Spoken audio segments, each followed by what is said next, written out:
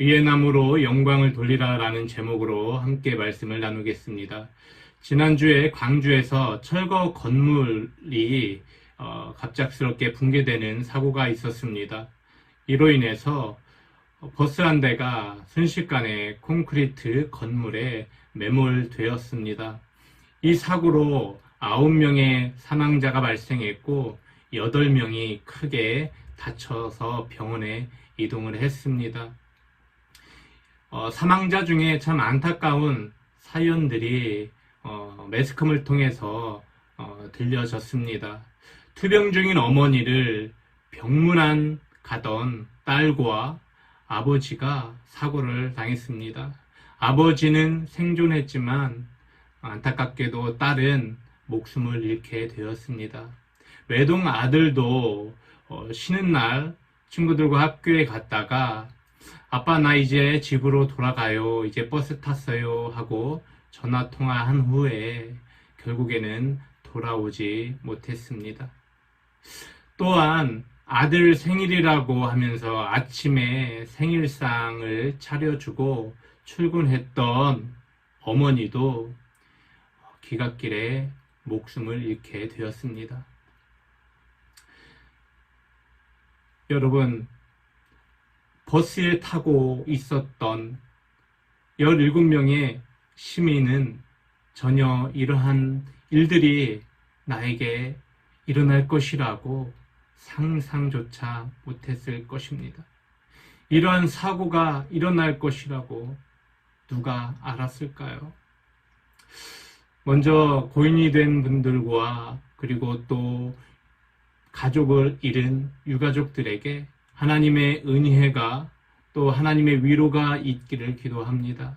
이처럼 세상에는 우리가 감당할 수 없는 사건들, 사고들이 참 많이 일어납니다. 코로나도 마찬가지죠. 많은 사람들이 힘들고 어려움을 겪고 있는 그런 상황 속에서 이 코로나가 터질지 어떻게 알았겠습니까? 지난 10일에 국민일보 기사에 보니까 이런 기사가 있었습니다. 전 살고 싶습니다. 코로나로 무너진 83년생 혜진 씨. 내용인즉슨 코로나로 직장도 잃고 일을 할 수가 없어서 월세도 못 내고 결국 쫓겨나 노숙인 생활을 해야만 했습니다. 몇 번이나 한강대교 위를 왔다 갔다 했고 결국에는 그 다리 위에서 뛰어내리려고 시도하다가 센터에 전화를 걸어 도움을 받아 결국에는 구조를 받아 병원에 가게 되었습니다. 여러분, 이러한 뉴스나 기사들을 보면 남일 같지 않습니다.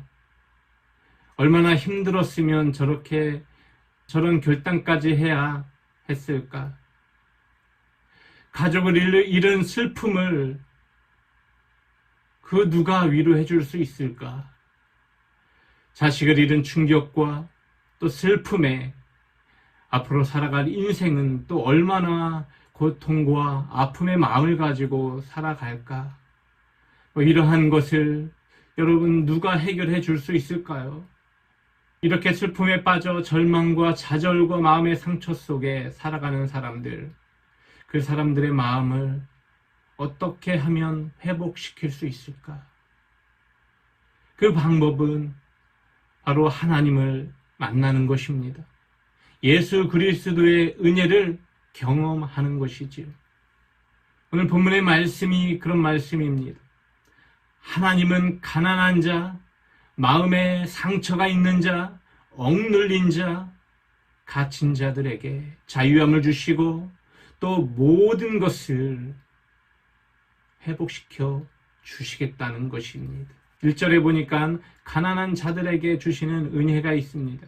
하나님의 은혜 없이는 하루도 살아갈 수 없는 존재다라는 것을 깨닫고 죄인인 나를 구원해 주실 이는 바로 예수 그리스도이시다. 하나님의 사랑밖에 없다라는 것을 깨닫는 사람들입니다. 또한 하나님은 가난하고 삶에 지쳐 살아가는 모든 사람들, 마음이 상한 자들을 고쳐주십니다. 포로된 자를 자유케 해주시고 갇힌 자를 놓이게 해주신다는 것이지요. 또 2절에 보니까 악한 자들 반드시 심판하실 것이고 또 슬픔에 빠진 모든 사람을 하나님께서는 위로해 주시겠다 말씀해 주시는 것입니다. 여러분, 이러한 일을 이루실 수 있는 분은 누구이십니까? 바로 주님밖에 없는 것이지. 그래서 우리는 주님을 더 의지해야 됩니다. 어려울 때일수록 더 주님을 바라봐야 됩니다. 3절에 보니까 슬퍼하는 사람에게 제 대신 화관, 왕관을 씌워주신대요. 슬픔을 기쁨으로 바꿔주신다고 말씀하십니다. 절망 대신 찬양의 옷을 입혀주신다고 말씀해요. 그리고 그들을 의의 나무라고 불러주실 뿐만 아니라 하나님을 영광스럽게 하는 그러한 존재로 만들어주신다고 말씀하고 있습니다. 그리고 그들을 의의 나무라고 불러주십니다. 여러분, 의의 나무는 한때 죄악으로 인해 넘어졌지만 하나님의 은혜로 말미암아 회복되어서 굳건한 믿음 안에 하나님께 영광 돌리는 사람을 말합니다. 그러한 주의 백성들을 가리키는 것이지요. 하나님은 의의 나무인 저와 여러분을 통해 하나님 영광 나타내기를 원하십니다. 할렐루야. 우리는 주를 알기 전에는 죄악 가운데서 살면서 슬픔과 절망과 걱정 속에 살았습니다. 우리 안에는 기쁨과 소망과 사랑이 전혀 없이 공허하게 살았습니다. 그런데 그때 누가 찾아오셨습니까? 하나님은 우리를 버리지 않으시고 찾아오셔서 하나님의 사랑을 보여주셨습니다.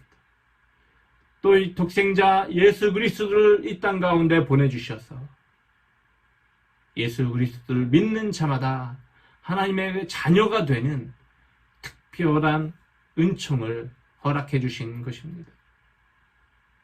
그래서 우리는 죄인의 모습에서 새로운 피조물로 하나님의 거룩한 자녀, 하나님의 백성으로 회복될 수 있었던 것입니다.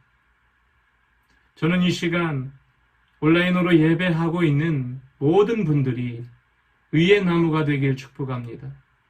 그래서 하나님의 영광을 나타내는 그러한 복된 인생으로 살아가길 주님의 이름으로 축복합니다. 절망 속에서 포기하지 않고 다시금 새 힘을 얻어 새로운 삶을 살아갈 수 있기를 주님의 이름으로 축복합니다. 오늘 은혜의 간증을 해주실 분을 소개하겠습니다. 이분은 장래가 촉망이 되는 23살의 청년이었습니다. 이분은 참 예뻤습니다. 이분은 신실한 믿음의 청년이었습니다.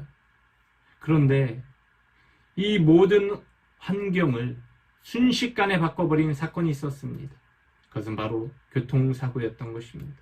밤에 공부를 하고 집으로 돌아가는 길에 음주운전자가 차를 들이받으면서 그 충격으로 화재가 났고 이 사고로 인해 전신에 3도 화상을 입게 되었습니다. 가까스로 목숨을 건졌지만 자신의 모습을 보면서 하나님께 기도를 합니다. 하나님, 이러한 모습으로 어떻게 살아갈 수가 있습니까? 하나님, 제발 저 사람 좀 만들어 주세요. 그때 하나님께서 이 딸에게 이런 말씀을 주셨다고 합니다. 사랑하는 딸아, 너를 세상 가운데 반드시 세울 것이다. 병들고 또 약한 자들에게 희망의 메시지가 되게 할 것이다. 너를 통해 나의 영광을 나타낼 것이다. 라는 그런 약속의 말씀을 받게 됐습니다. 그리고 모든 어려운 과정들을 극복하고 많은 사람들에게 한 믿음의 사람으로서 선한 영향력을 끼치며 살아가고 있습니다. 지금도 많이 불편하고 아프지만 그 아픈 삶이 선물이라고 고백하는 분. 지선아 사랑의 이지선 자매, 이지선 교수입니다. 여러분 이 시간 영상 시청할 때 많은 도전과 은혜 받으시길 축복합니다.